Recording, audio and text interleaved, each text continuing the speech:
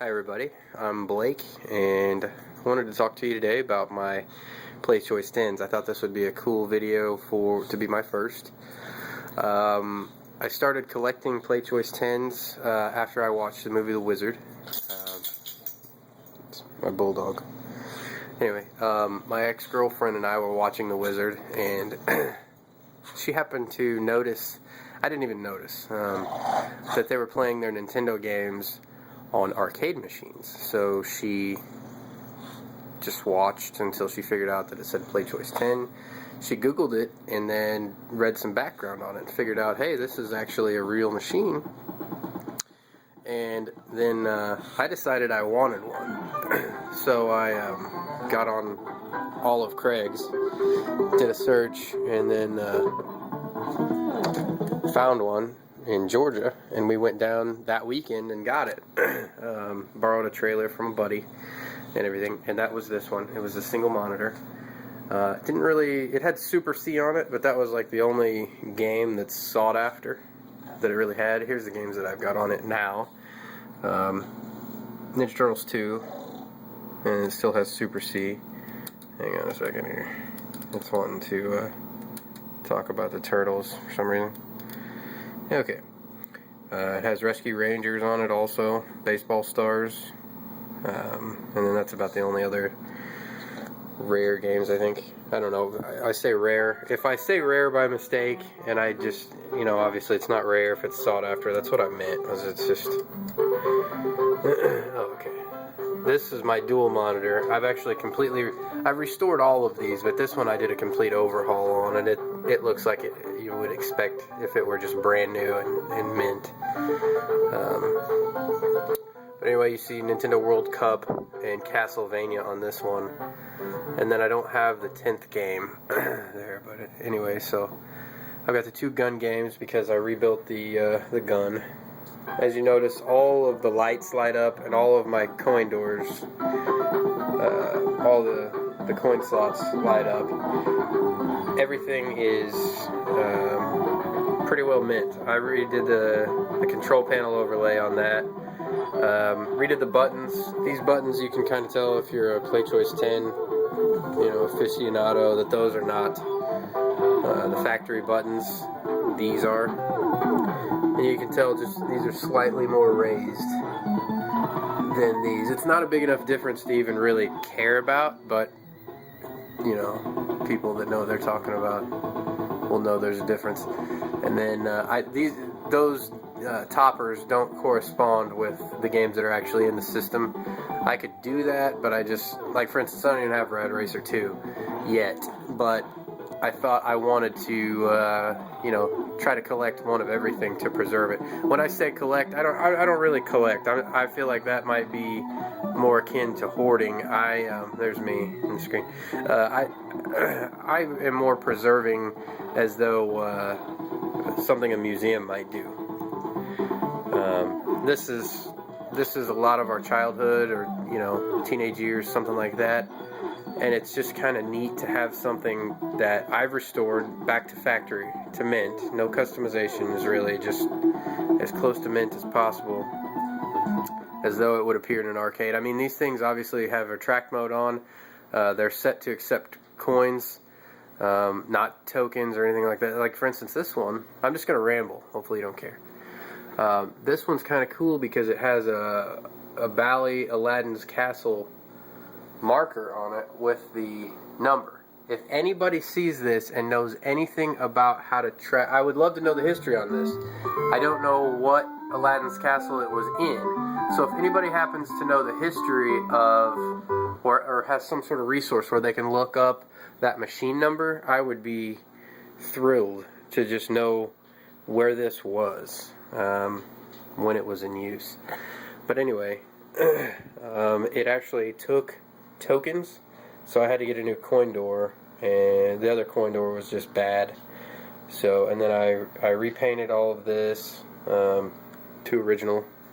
I know that they used a lot of vinyl overlays and stuff, but this wood didn't have that. So I color matched, sanded it all down because it was marked up and gouged really, really badly, and body filled, to perfection, primered, painted, lots of sanding in between.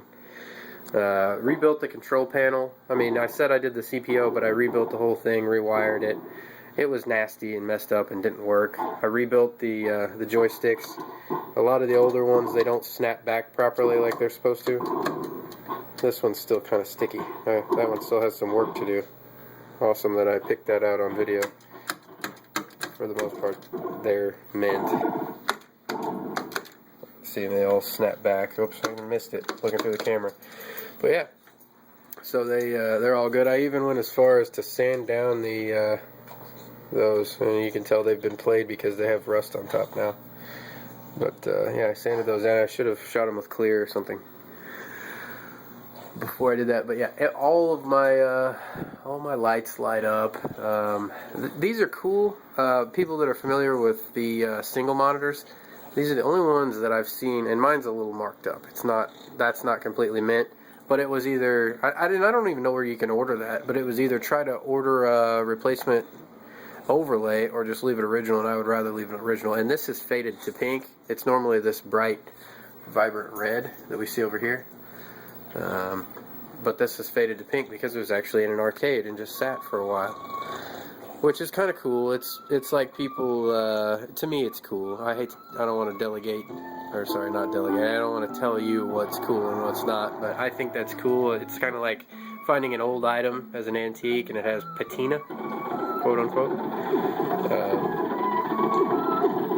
Anyway, this one has Dr. Mario on it. And it used to have Super Mario Brothers on it, but I was listing items in an auction and I sold that. I thought I had a spare and I didn't, so I had to give them the one out of my machine. It has Yo Noid and the Goonies, and that's all that might be kind of sought after on this. It also has you saw baseball in another one. The other one was actually baseball. This one is not actually a real game. This is a replacement ROM with Burger Time. But I love Burger Time, and since it's in my countertop, I wanted to leave it. Now the countertop is not mint. It looks very good. The monitor looks very good. Everything works on it. The control panel and its overlay is fantastic. I've rebuilt those controls, and they were bad at first, and now they're like brand new. Here's the problems with it, and it's the only one that really has problems. That, you might think, I could live with that. I would sort of dispute you on that. I can't really live with them not being perfect, but this one kills me. I don't know how they did this. I don't know what happened there. When I got it, see the body filler?